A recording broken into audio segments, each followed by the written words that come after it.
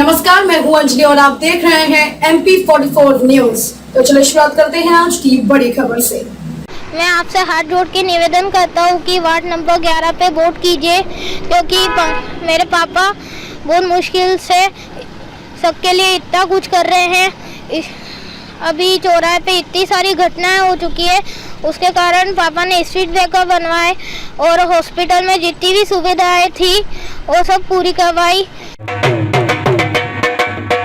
आप बुलाओगे जब आऊँगा और जैसा काम बताओगे वैसा काम करेंगे। जनता को काम करने वालों की आवश्यकता है। हमने शहर में कई ऐसे मुद्दे हैं, मेडिकल कॉलेज, सड़क पे स्पीड ब्रेकर बनाना, ऐसे कई अहम मुद्दों की हमने लड़ाइयाँ लड़ी है। जनता को मालूम है कि कौन लड़ झगड़ के, अब कुल मिला के आज की तारीख में शहर में कोई भी विकास कार्य करना है तो लड़ झगड़ के कराना पड़ता है। आप लोग बताओगे तब करेंगे ना। नहीं, हम तो आपको हमारे समस्या पे आए तो हमको बोलेंगे ही ना। आपको क्या, हम तुम्हारा भी ध्यान रखेंगे तो आप लोग भी हमारा ध्यान रखेंगे। विकास की इबादत लिखेगा वार्ड 11, सड़क से लेकर परिषद तक उठाएंगे आवाज। हार जीत की परवाह नहीं, हमेशा जनहित को दी तरजीह। वार्ड 11 के निर्दलीय प्रत्याशी पंकज श्रीवास्तव का भाजपा और कांग्रेस के खिलाफ ऐलान है जंग। पिता के संघर्ष को एक बच्चे ने अपने शब्दों में उतारा। मेरे पिताजी ने बहुत संघर्ष किया, बेआसरा लोगों के लिए हर काम किया, उन्हें मतदान करना आपकी जवाबदारी। कांग्रेस हो या भाजपा हो, वार्ड नंबर 11 की जनता को दोनों ने ही धोखा दिया। इस वार्ड में जनता सिर्फ विकास चाहती है। जनहित की बेबाक आवाज बनकर पंकज श्रीवास्तव हमारे सामने है। यह बात वार्ड 11 की जनता कह रही है। MP44 न्यूज की टीम जब क्षेत्र में पहुंची तो निर्दलीय प्रत्याशी पंकज श्रीवास्तव से खास चर्चा की। उन्होंने कहा कि नीमच के लिए मेडिकल कॉलेज की लड़ाई भोपाल से लेकर नीमच तक लड़ी है। वक्त आया तो सड़कों पर उतरे। एक जाजम पर नीमच के सर्व समाज को लाया गया। फर्राटे से दौड़ रहे वाहनों पर लगाम लगाने के लिए तपती धूप में संघर्ष किया और स्पीड ब्रेकर बनवाए। अस्पतालों को सर्व सुविधा युक्त बनाने की लड़ाई लड़ी। अब वक्त क्षेत्र की जनता और समाज के विकास का है। वार्ड नंबर 11 से निर्दलीय प्रत्याशी के रूप में सभी का समर्थन चाहिए। क्षेत्रीय मुद्दों पर काम करना है। स्कीम नंबर 26 हो या फिर ग्वालटोली, हालात यहाँ बद से बदतर हो चले हैं। पार्षद बनने के बाद पहली प्राथमिकता लीज नवीनीकरण में आ रही कठिनाइयों को लेकर रहेगी। क्षेत्र में विकास के मामले में आदर्श वार्ड इस क्षेत्र को बनाएंगे। पंकज श्रीवास्तव के पुत्र दक्ष श्रीवास्तव ने भी अपने पापा के लिए वोट की अपील की और अपने पिताजी का संघर्ष बयां किया।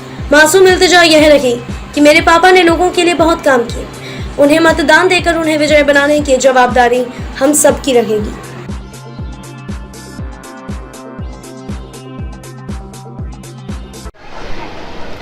पहली बात तो यह है कि जनता ने पंकज श्रीवास्तव को खड़ा किया है और इनका जो वर्चस्व है इस कॉलोनी के अंदर, इन्हें जो भी सुख दुख में ये खड़े रहे हैं और जो भी प्रत्यक्ष पहले खड़े हुए, लुभावने वादे करके चले गए और कोई काम कॉलोनी के अंदर हुए नहीं।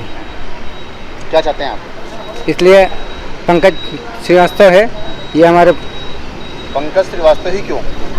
क्योंकि दोनों पार्टियों के व्यक्ति को हमने पहले देख चुके हैं कार्य करने के लिए। उनके पास कई बार गरीब लोग भी गए हैं तो कभी मिलते नहीं है, कभी उनकी समस्याएं हल करी नहीं उन लोगों ने। लोग जो गरीब लोग हैं उनके सहयोग में आज भी पंकज श्रीवास्तव खड़े हैं। पद पर नहीं होते हुए भी ये काम कराते हैं।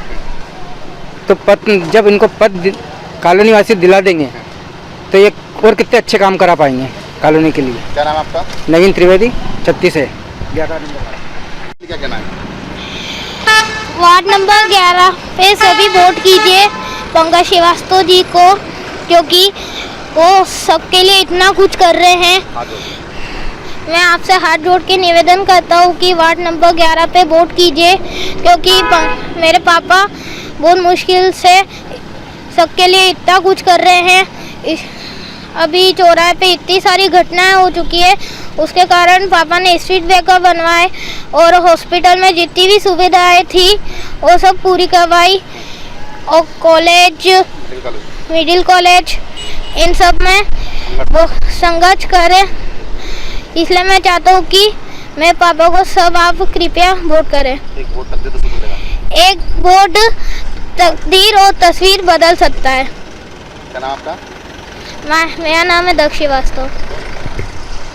के बीच में आ रहे हैं प्रत्याशी के रूप में आप? दीपक जी, आपको बताना चाह रहा हूँ कि आपका कहना है कि त्रिकोणी मुकाबला है। मैं त्रिकोणी मुकाबला तो मैं नहीं मानता हूँ, क्योंकि अब जनता जान चुकी है। दोनों पार्टियां जो प्रत्याशी तय कर देती है, वो जो तय करके भेज देती है, मतलब जनता उसको जिताते है। अब जनता को काम करने वालों की आवश्यकता है।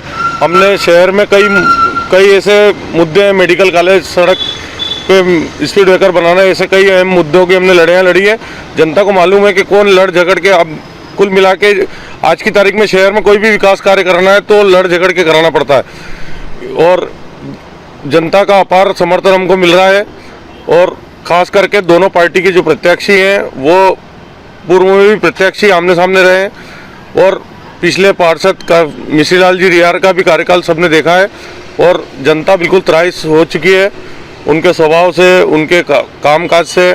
ग्वालटोली में स्थितियाँ हैं कि सीवरेज लाइन की जो सड़कें हैं, वो जो गड्ढे, जो सीवरेज लाइन खोदी गई थी उसको कंपनी के द्वारा पेच वर्क ही नहीं किया गया। इतने बड़े बड़े गड्ढे हैं कि लोग वहाँ गिर रहे हैं, और ऐसी कई गंदगी का अंबार है ग्वालटोली में। और स्कीम नंबर 36 में अभी जितने भूखंडधारी हैं, भूखंडधारियों को नगर पालिका द्वारा एक नोटिस जारी कर दिया गया है एमओएस उल्लंघन का। उसमें लीज नवीनीकरण की बहुत बड़ी विसंगतियाँ आ गई है। 20 गुना पेनल्टी नगर पालिका द्वारा मांगी जा रही है, और लोग इस बात को लेकर काफ़ी तनाव में चिंतित हैं। तो निश्चित तौर से हम परिषद में जाते हैं तो हम इन सब मुद्दों को लेकर के लड़ाई लड़ेंगे। बोरा कॉलोनी जैसे पुलिस कॉलोनी में हमेशा पार्षद जीतने के बाद कभी कोई काम नहीं होता।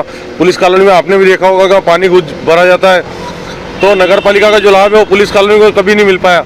दूसरी बात यह है कि बोरा कॉलोनी में बोरा कॉलोनी ऐसी कॉलोनी है कि वहाँ अच्छा वोट बैंक है, उसके बावजूद भी वहाँ पे बाग बगीचे वीरान पड़े हैं, जबकि वो कॉलोनी उन्होंने खुद ने डेवलप करी है। वहाँ पे विद्युत कनेक्शन नहीं है, सड़कें नहीं है, खाली भूखंडों पे जो